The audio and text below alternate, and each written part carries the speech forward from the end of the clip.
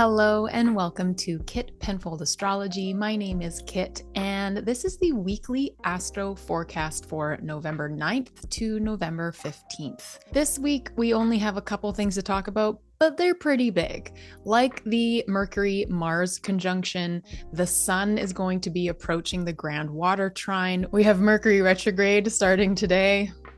If we can't already tell, this day I have started recording this so late because camera settings went awry. We're going to be talking about Uranus having retrograded back into Taurus. And the last piece is Jupiter will be stationing retrograde later this week. If you'd like to hear about where these transits are happening for your rising sign or your sun, moon, Venus, whatever it is that you usually like to look up, head over to my website. The link is in my description. There I have the recordings for each of the rising signs, and you get early access to these before I put them out later this week. Last thing I want to mention before we get into Sunday's astrology is I have a special on right now called the Grand Water Trine Special. That is a whole bunch of things that have to do with 3, which is the Grand Water Trine, 3 points. So we have 30% off initial or return readings at the moment. You can get a pack of 3 mini inbox Astro readings for the price of 2, or you can get just a single mini inbox Astro reading for a discounted price. This is only happening until December 11th when we have the last Grand Water Trine. Again, head over to my website. The link is in the description and grab yourself one of those readings. You can book anytime. If you'd rather have your reading next year in December, later in December than the December 11th date that this is going to be ending, feel free to. But the special itself will only be continuing until December 11th. Welcome to Sunday, November 9th. If you're watching this when this video first comes out, Mercury is going to be stationing retrograde today at 1:02 p.m. Central Time. So make sure you change that for your time zone. But this is it. The thing that we've all been talking about for weeks, if not months, is finally here. We have been feeling, well, actually, I don't know if you have been feeling it, but I have been feeling Mercury slow down and station so abruptly in my life. Even just coming to the desk to film for you today has been really difficult mentally, physically, and tangibly with all of the things that are kind of going wrong with equipment and things. This has been such an interesting time because this is an example of when a planet is stationing on a point or a planet in your natal chart. So I have my midheaven at 6 degrees of Sagittarius. That is my 11th house. So my midheaven is my highest purpose, my kind of direction in life, my legacy that I'll leave, that kind of thing. It's a big one. And it's something that has had major upgrades, uplift of this in this whole year. It has completely changed. And over the last 4 years, actually, it has gone through some major, so many things in my life has kind of thrown the book at my midheaven. And right now, whilst I am building a lot of stuff and I have a lot of plans in my mind and kind of taking place, I have Mercury and Mars coming in to conjunct whilst Mercury stations retrograde this afternoon on that point. And I know and have been feeling what these themes are and how they're coming up. So this is my moment right now where I'm asking you, what do you have between 0 and 6 degrees of Sagittarius? And we'll lengthen that a little bit to give it even more orb. So 0 to 10 degrees of Sagittarius, or with the fact that it's going to be retrograding back into Scorpio to 20 degrees. Do you have any planets or points within that? Where do you have Sagittarius and Scorpio in your chart? So Sagittarius is my 11th and Scorpio is my 10th. So this is greatly affecting my career and my purpose in life. Maybe for you, it's the 4th and the 5th.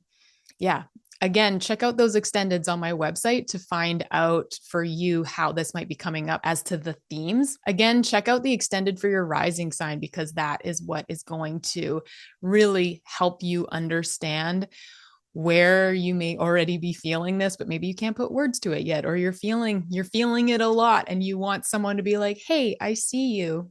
This is actually happening. You are legit. Your feelings are valid. Those extendeds will help you with that. So Mercury stationing retrograde in Sagittarius over here. Actually, I'm going to change this so that there we go. We got a little RX behind it. I like it when it shows the RX. So we have Mercury right here, stationing retrograde at 6 degrees of Sagittarius, with Mars coming in hot, literally and figuratively behind, just about ready to do the conjunction this week. Mercury retrograde is nothing to be afraid of. It is something that happens 2 to 3 times a year, and it is something that calls us into review, rethinking, restructuring, reclarifying. All of the words come up with a Mercury retrograde. Now, a lot of these planets all retrograde, as we're experiencing right now. We have Saturn and Neptune that are retrograde. We have Jupiter that's going to be going retrograde. We have Uranus currently retrograde. Everything other than the sun and the moon retrograde. And each one kind of brings with it a different energy, a different philosophy, or, awareness that it's calling us to step into. When it comes to good old Mercury over here, though, Mercury is the fastest planet in the solar system. It is then kind of the fastest planet for us. That's why it so greatly kind of goes along with our thinking. Like, how many thoughts does a human have in a day? I can't remember the number, but it's a crazy amount. It's fast thinking. It's the minutia. It's the going to the post office, doing the little to-dos, getting, it's so fast. So when it stations retrograde, all of those little things that feel like everyday minutia pieces, or our thinking or our texting or our communication, our speaking, kind of get called into question, and they want to stop, which is really uncomfortable for a planet like Mercury because it usually moves so fast. The other great thing about it moving so fast is the retrograde is over as quick as possible. But the fact is that a retrograde, they happen because we can't always be flying forward. We have to, and I think we are extremely lucky as humans to be able to have introspection, to have moments of pause, to look at something differently, to figure out what we haven't cleaned up so that we can move forward better. Mercury retrogrades can also bring back people that maybe you won't expect to have heard from for a while, being the communicator, being the messenger of the gods. The other thing is that Mercury takes on the energy, the themes, and the archetypes of the signs that it's in and the planets that it's around. It is very malleable. And in that way, it's great because it allows us to bring our thinking to a lot of different aspects of our life, or different themes in our life, and the different houses it can go through. But that also means that it can kind of get a bit trickstery. It can kind of meld and morph itself into corners where we might not love it to be. The other thing is that it does have places of detriment and fall. So its dignity, its ability to do its best work versus its least best work. I don't like to say that it does bad work, but this is one of those places. Sagittarius is a place where Mercury is in its detriment. Detriment means that it can't quite do its best work. It is right now being called to think really big, and like Sagittarius, that place of like, not so much the details, but the wanting to like travel the world, have big dreams, gaining wisdom and sharing wisdom, like being a leader. Whereas Mercury is, again, so much of the minutia. So Mercury has a hard time like really thinking about the little facts and putting things together, which can cause us maybe to speak before we're thinking, or think on such a big level that we talk to someone about a major plan and we can't actually follow through. Then on top of that, we have Mars coming in to conjunct it for the second time. We already had a Mars-Mercury conjunction back here in Scorpio. Mars is kind of just neither good nor bad in Sagittarius, but it does mean that Mercury now is taking on that Mars energy. Mars having this drive and initiative toward that Sagittarius big energy, thinking about our dreams and our goals and the big plans and like the real expanded thinking. That's going to kind of rub up a little hot and hard with Sagittarius being a fire sign. You've got a lot of fire here, a lot of heat here. There could be some irritation here. And that heat and Mars energy, it is part of this first part of the Mercury retrograde. We can't get away from it. So it's not technically Mercury retrogrades that feel like this, but this one does. And that's why it's quite something that everyone has been talking about. Once Mercury heads back out and separates from its orb and its conjunction with Mars, which I'm going to get to later on, I really shouldn't be talking about this part right now. That retrograde will kind of become a bit more of a normal retrograde, but at the same time, it's not, because Mercury is going to come into conjunction with the sun, which is called a Mercury cazimi, and it's going to be completing that Grand Water Trine whilst we have a new moon in Scorpio. So the moon is going to be right there as well. This is a hell of a Mercury retrograde. It is aspecting basically every single planet as it does this retrograde and then moves forward again. So again, in my example of it hitting my midheaven, am I terrified? I wouldn't, not terrified, but definitely like steady on. Treat me nicely. I feel like I'm ready. I did want to get super ahead with these episodes. Did I? No. So it's going to be what it's going to be. And at the same time, always remembering we made it this far. If there have been 2 to 3 Mercury retrogrades every year and you are the age you are, you're going to be fine because you've been through a lot of them to this point, probably. So Mercury retrograde, it's happening this afternoon. If you're watching this on Sunday, if you're watching this any other time of the week, we're already in. How are you doing? Comment below. Where is Sagittarius and Scorpio in your chart? Also, other thing is, where is Sagittarius and where is Cancer in your chart? Because Sagittarius is ruled by Jupiter. It's kind of not a surprise because Jupiter is expansion. It is wisdom. It is like making everything bigger. And Sagittarius loves that. So if we have this kind of, that is an awful circle. We have this connection. I am going to circle both of these because, again, at the beginning, Mercury and Mars are kind of an item. We have this connection as well to Jupiter in the sky and wherever Jupiter is in your natal chart. So this is, really talking to expansion, even though we're not doing a Grand Water Trine because Mercury was here just a week or so ago, completing the Grand Water Trine and having this trine to Jupiter.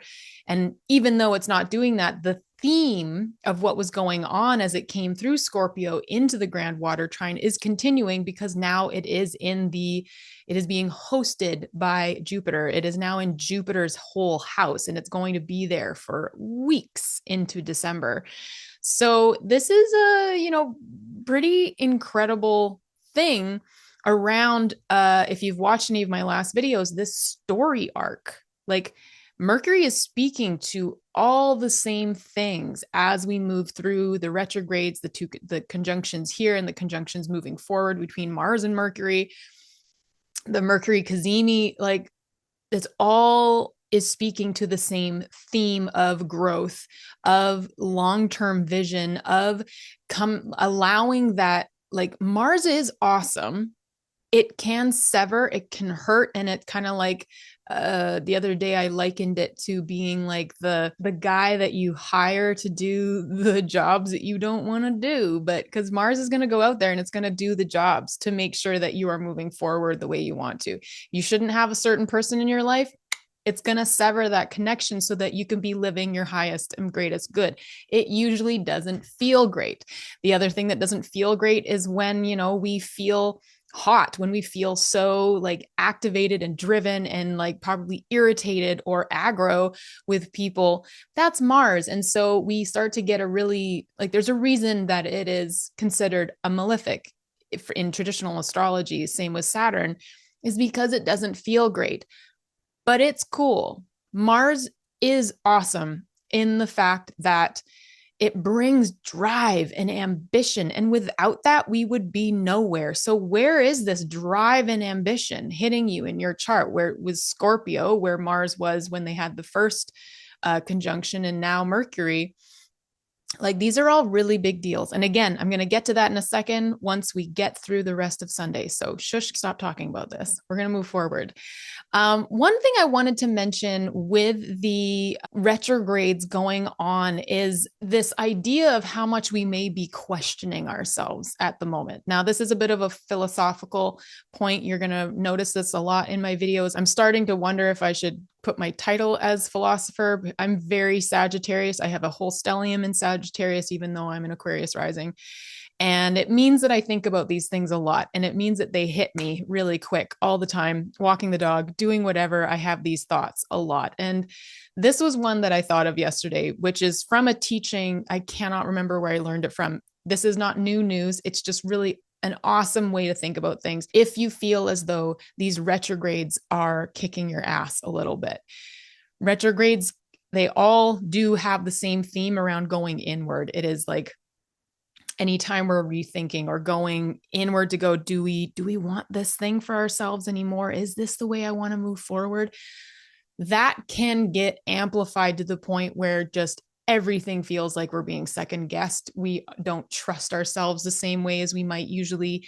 And that over time can lead to anxiety, can lead to some depression, can lead to just malaise and feeling like you're just never going to get anywhere. And if you are in that place right now, because I certainly am, this last week, it has been really, really tough for me to be able to feel as though I am going to get to the place that I want to go, if not better, because it usually ends up being better than I imagine or write in my journal. This, again, is a very simple kind of reframe, but holy hell, did it ever help me the other day. I was walking the dog and I was thinking about how much I was struggling this week. And I suddenly remembered this practice. Again, if you know kind of who first came up with this, let me know. It's the what if concept. So not just those two words, but taking the thing that you're feeling the most conflicted or like overthinking or not trusting or not feeling as though you have the answers. You can't possibly think about the most positive outcome, because what if you miss something within the negative outcomes? Thank you, Saturn, for doing this to us. And suddenly mine was around finances, and suddenly it was like, what if it's easy? What if it's easy to and the magical thing about that is it almost tricks our brain patterns, our cycles, and the way that we think. Instead of beating yourself up of like, oh, I need to be thinking positive about this, it's this beautiful bridge between staying in this negative mindset to getting into a positive mindset. And it takes a while. Our neural pathways, another thing that I can share is kind of like ski slopes, and neural pathways are the most embedded ski run that someone has gone down time and time and time again. And so to change them instantly and think that we can do like instant positive mind frame after weeks, months, or years of thinking negatively, don't beat yourself up about this. This takes time. And a beautiful bridge is this statement of, what if it's easy to make money? What if it's easy to speak to that person? What if this thing goes well? And it just gives you this tiny moment of seeing things a little differently. It gives you this kind of like little backdoor access into thinking about it and in a more positive light, which then can lead to you feeling a bit more positive, which then can lead to you creating a more positive structure in your mind when you wake up, something that becomes more automatic. The other thing is that if your nervous system is so trained to think negatively about those things, there are probably pieces that need to be worked on in that sense as well. And I find that this even comes into play with this statement as well, is what if I am safe? What if right now I am safe in my body? Now, please don't do this and gaslight yourself if you're not in a safe situation or in a situation where you do need to ask for help. Ask for it. Please reach out to someone right now. This is general. This is the pieces that we live with every day in a more mundane sense. And this I find during the retrogrades, especially now once Jupiter goes retrograde as well, we're going to have, what is it? 1, 2, 3, 4, 5 planets in the sky, not including Chiron, 6 if you want to include Chiron, retrograde at the moment. That's a lot of inward, a lot. So if you need a little help, and that's either journaling and just taking this with you or putting a sticky note. Oh my goodness, there are sticky notes on my desk of all colors, of all types, at all times. If you need a little help with that process, with changing the way that your mind is working, when right now the introspection is key, it is healthy, it is what we have to do. But of course, it's not healthy when we get stuck in anxiety because of it, or we're noticing that the things that we're being called to look at that are inner, that not all of them are fun and like bunnies frolicking in a meadow. So try using this to bridge the gap between, that instant negative mindset to the more positive self-trust, self-love, self just soothing, being able to understand that like you are safe, you are able. And I even use it when I've run out of ideas. What if the ideas come to me really quickly? And instantly this like mental block that I've probably created over weeks of going, oh my God, it's so hard to come up with these ideas. All of a sudden that little back door opens up and it's like, oh, is it though? Is it difficult? Yeah. So if you need that was a tangent, but if you need that this week, and moving forward over the next couple months, write that on a sticky note, write that somewhere, and try to bring that into your mindset, routine if you need it at the moment. Let's move on. Kitt. Wow, Kitt. Okay. I just want to quickly bring to our attention the fact that Uranus over here has finally come back into Taurus. This is our first full week with Uranus in Taurus, which is such a huge change between the Gemini energy and Taurus energy. Taurus being that kind of stability, foundation, earthy, fixed, tuning back into nature again, or your nature, opposed to the energy of Gemini, which is mutable air, like moving around. A lot of like air is quite high. It's of course our mind. So this stark difference between earth and like stability foundation that we are building at the moment into air. We just had 2 months of Uranus being in Gemini over this summer. So just the very, very bare, it only got to 1 degree, 27 minutes. So it barely got into Gemini before stationing retrograde September 6th. And then it started moving backward. The beautiful thing, which I've mentioned many times, is when a retrograde of a planet brings together 2 houses. When it bridges the 2, it merges those themes. Again, in my example, when Uranus finally got to this anaretic degree of Taurus, I bought a house in a place that I never would have imagined buying a house. I started this lifelong trek of moving. Since 2018. I moved so many times and bought, sold, created so many different homes, either out of survival mode and just not knowing how to settle down, or then because of goals that I had with my then husband when single and deciding to go it alone. This whole recreation of like, what is home? Taurus is my 4th house. What is home to me? And so I did a radical Uranus, kind of sensational and very sudden Uranus thing where I decided to move from the place that I consider home, and still consider home, to come here to be with my family for the first time in our entire lives that we've ever actually all lived in the same area. I bought this sweet little house. I started renovating. I worked my ass off on this. And when Uranus came into Gemini, the themes continued because my IC is actually right here in Gemini. So the themes of home did continue. But suddenly the Gemini pieces where I was suddenly able to start thinking about, okay, this lifelong dream of having multiple homes in multiple places that support me. So like where I feel I'm home, here where I can do so much work, do this kind of work so amazingly, and be with my family for the first time, be around my little kiddos, my niece and my nephews.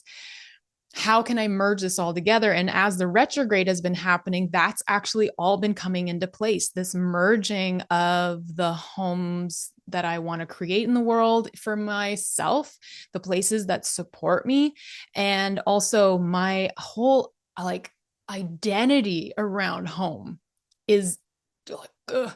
If anyone who met me a decade ago, then now like talk to me now, they wouldn't recognize me 100%. And I certainly shocked a lot of people when I told them I was going to move here and renovate this house. And I always knew that I would then be back or be moving around the world at some point. But this being that like rooted place, the place where I know I can come back to, be surrounded by family, be seen by family and held. I never imagined I would have that for myself. So this retrograde period has been really busy for me. So where is this showing up for you? What rising sign are you? And where are two themes coming into place for you? Gemini being fifth house for me of creativity. Look what has been able to be done now that I'm in a place that supports me so well. My creativity, my singing, my everything has come alive. Finally, my musical instruments, which I have so many, they can finally be out in my home. I've never had that before. Ever. They've always been packed away. These kinds of pieces, where is this showing up for you? How are these two houses showing up for you? Let me know in the comments below. And also, if you know your rising sign again, go check out the extendeds because I have now spoken for a really long time when I said I was going to touch on this briefly. Welcome to Kitt Penfold, people. Okay, let's move forward. It's still Sunday, by the way. We're still sitting in Sunday because I just wanted to go through a little bit of what's happening throughout the week. So Mars is separating from this sextile to Pluto, that kind of support in the background between transformation in where you have Aquarius, transformation and drive for transformation. The other thing that's happened now is Venus is now well and truly in Scorpio after having such a lovely time in her domicile, her home of Libra. This is Venus going from like her bubble baths and beauty routines to like grit and the depths and this kind of love or relationship or values that really take her to the depths. And she's not comfortable here.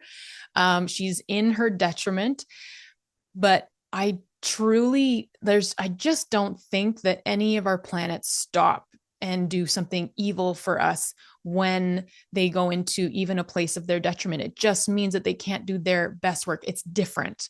It's different kind of work. And I have a special affinity. If you've listened to my past videos, my Venus is in Scorpio, right bang in the middle. And so I've been going through a process with Venus right now, especially the sun has just come over and conjunct my Venus, and the utter kind of light being shed on things that I have not been able to understand up to this point has been just mind-boggling. In some of the more challenging ways that Venus may show up while she's in Scorpio is kind of possessiveness, jealousy, that kind of scorpionic sting when it comes to your relationships of any kind and wherever you have Scorpio in your chart. Just try to understand that the reason that Venus is like this in Scorpio is because she has the potential to love like self and other in a way that this is transformative love. this is the love of transformation as well. But the ability of Venus in Scorpio, even though she's in her detriment, she is a powerful queen here because she's not afraid to get dirty. She's not afraid to get some mud on her and kind of burrow through the depths that she needs to be able to create a deeper sense of partnership or values with herself and with other. And I just think this is beautiful. So watch yourself. If you notice the possessiveness, jealousy, the kind of the ruminating and the kind of stinging that one can do, I gonna hold my hand up there. Just watch for that and know that that is Venus. She's just trying to find her way. She's trying to voice something. Have some compassion for yourself, but also just, watch it, because some people don't deserve it. Or you're in a situation that needs Venus to be in Scorpio to be able to say the shit that you need to say. If Scorpio is your first house and Venus comes in here, this is her coming into your first house saying, like, I am beautiful in this depth. I am powerful in this depth. So, like, I mean, fuck yes. I love me that Venus. So that is also happening this week and over the next couple weeks as we move forward through Venus's Scorpio season. And let's then move on to Tuesday, November 11th. The main thing happening today is that Jupiter is going to be stationing retrograde at 10:41 a.m. Central Time. So we'll just move that forward so that we've got the little RX there. And Jupiter going retrograde in Cancer. So Jupiter is in its exaltation in Cancer. It does amazing work.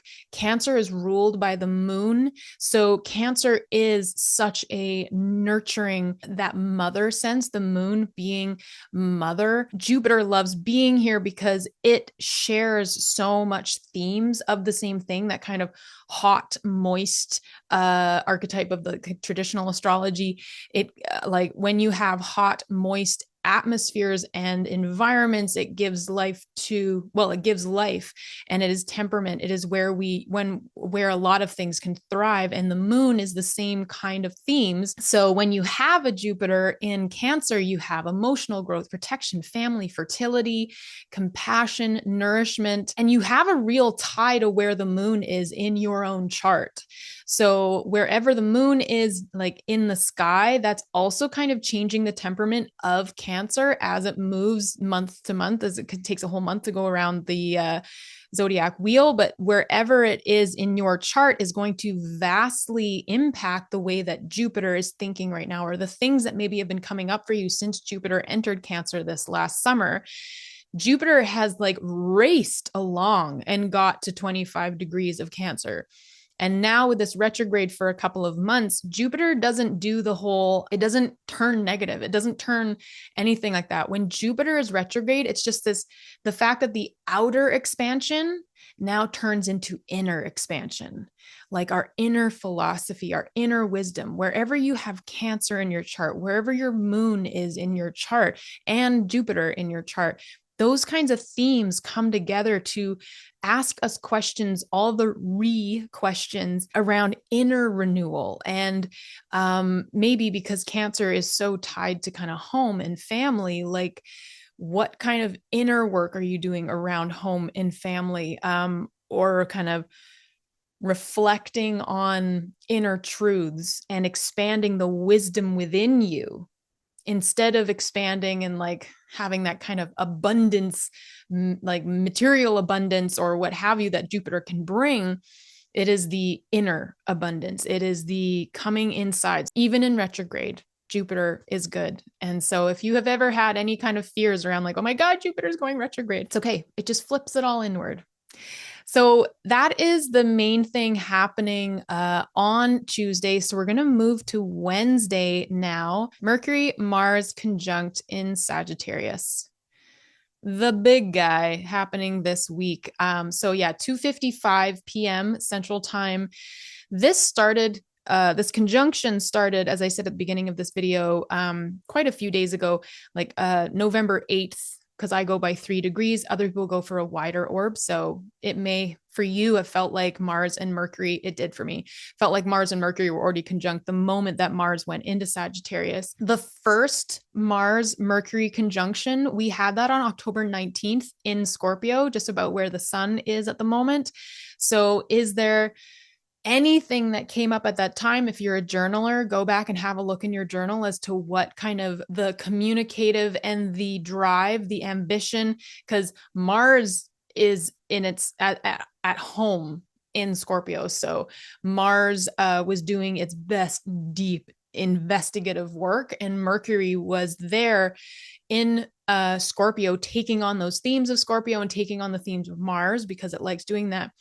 Mercury and Mars together, again, they can be a bit of a trickster. They can be a little bit of a sly guy, a little bit manipulative, but not all manipulation is bad. But just like have a look back at that October 19th date to see if anything was coming up there and what themes are continuing to now. What are you noticing now? It is such a difference between Scorpio, that deepest depths and like inner, and then Sagittarius is like, whoo, way up in the sky, ruled by Jupiter. So the feeling is going to be different.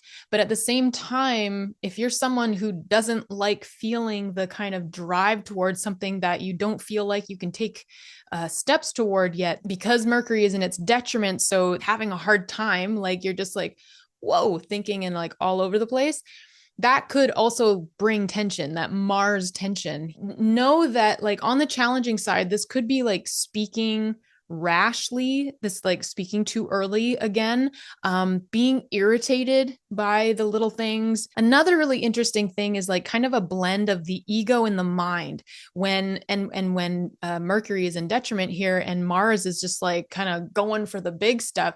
The ego and the mind aren't always friends in that essence, because the ego can be defensive and or blustery. But some really supportive sides to the conjunction here is like active thinking, like your cognitive abilities. Even with Mercury not doing very well in Sagittarius, your cognitive abilities may feel really clear and like you can really understand what you want and what you're ready to like move toward, that Mars drive, or you're able to speak something into fruition. But again, journal about this, because you're going to need to look back when there's the 3rd, 4th, and 5th conjunction coming up over time, because this theme continues. Like Mercury and Mars are doing a dance for the next 6 months or so, I believe. Lastly, what I'll say is like being called inward. It's not something that Mars would love to do. It loves to do that in Scorpio, but now that it's in Sag, like being called inward in itself could feel really grating on you. Even like if you know that you need to journal or meditate and yet you just like, I can't sit down to do the little thing. Remember how much it helps you. Those rituals and things that need you to dedicate your time, they're important.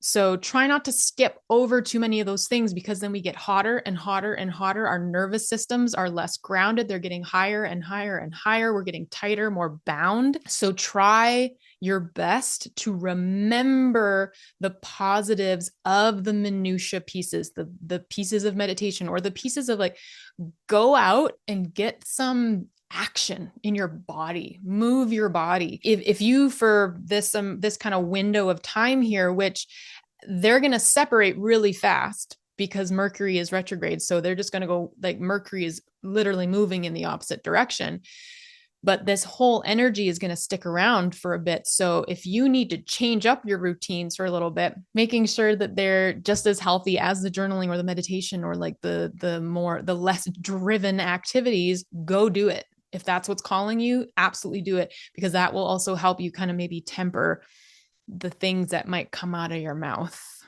or the frustration that you may find with other people.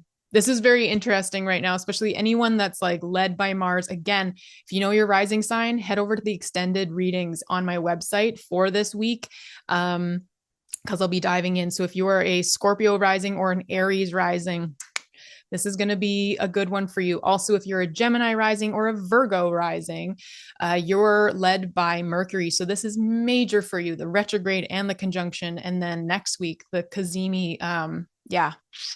There's a lot coming up here for sure. That's kind of the major things for the week. The one thing I do want to bring into focus is moving on to Saturday, Sunday of this coming weekend. We have the sun who has been approaching the Grand Water Trine. And so we'll start feeling this particular one mid-week this week, and then it only becomes perfected as of next Monday. But oh boy, the sun completing this Grand Water Trine, this is major. When the sun trines Saturn, this is our ability to take that vision and our presence, our persona, the sun pieces of ourselves, and really play with Saturn in a way. I said Neptune because it's also going to be Neptune, but that's a different energy. Play with Saturn in the idea of the long term. What are we putting our work into? Seeing where your role is in this whole big theme that is playing out here. And then when Neptune comes into the mix here as well in this trine, because technically they are trining as the sun moves forward, that is going to be this like illumination, even though it's in Scorpio, the sun is in Scorpio. This is inner illumination around spirituality, your ideals, and the way that you see the world. And it's like, this is all so inner because Saturn is retrograde, Neptune is retrograde, and the sun is in Scorpio, that inner place. And then we have the trine to Jupiter, which couldn't get much better unless Jupiter was moving forward and was perfectly direct. So the sun trining Jupiter is like greater wisdom, inner reflection, and like, the knowledge of self. This trine, the energy that is going to be flowing between these, like it doesn't go just one direction, it goes all of the directions between these. This is kind of the Grand Water Trine that we've been waiting for. This is big. And so over the weekend, you're going to be feeling this building. And then next week, we're going to be chatting about this even more. Again, go check out the expanded readings over on my website. Get the early access to it right now. The link is in the description. And then next week, we're going to be touching on Mercury re-entering Scorpio in its retrograde. It's going to be re-entering Scorpio. It's going to oppose Uranus again, but this time Uranus is in Taurus. Cazimi with the sun. It completes the Grand Water Trine again. And then the sun is going to enter Sag and have this sextile with Pluto. Mars is going to square the nodes from Sagittarius, which is going to be a really interesting T-square moment. A lot's happening. Speaking of Grand Water Trines, remember to head to my website and grab yourself a reading, an initial reading, a return reading if you're already a client of mine, or the mini inbox Astro pack, or the single reading, all on special until December 11th when these Grand Water Trines are over, because I just noticed that everyone really needs the support right now. If you don't know where this is happening for you and you are interested in working with your planets, in kind of understanding your makeup within all of this, come book a reading. Even if you don't know astrology and you just happen to have watched this whole video, bravo, by the way. We're all going through a major transformation, 2025 in itself into 2026. This is the moment we've been waiting for, basically. So if you want to learn more, head over there, grab the discount. You don't have to have the reading before December 11th. You can have the reading anytime, but book it now on this discount and then know that you can come back and use it, or book that package of 3 mini inbox Astro readings and you can have that spread out over the next 6 months. You can follow your transits on your own personal chart, knowing what's being hit by these transits from your own personal chart, and it's going to help you so much as we move forward, just even in inner validation of what you're feeling every day, because you're just like, why am I feeling like this? Why is this all happening? Your natal chart is going to help that. So again, I'll see you over on my website right now, and I'll see you in those extended readings. And if not there, I'll see you on the deep dive this week or the next weekly astro forecast that'll come out next Sunday morning. Thank you for being here. If you enjoy these videos, give it a like. Please subscribe. Thank you very much if you are a subscriber. This has only been, I think this is week 3 of being over here, and I'm loving it. You have made me feel like I am home. Be kind to yourself this week. Ask yourself the what if questions if you need to. Use that power and drive of that wonderful Mars in the most constructive ways possible. Just giggle when the little Mercury retrograde things go wrong and try to stay flexible. That is what Uranus retrograde, that's what Uranus normally is asking us to do. And the Mercury retrograde, all these retrogrades, it's asking us to go inward, stay flexible, be open to things, give yourself lots of love. And I will see you soon. Won't even touch me. It's only my wardrobe keeping me safe. I'll stay here in my house.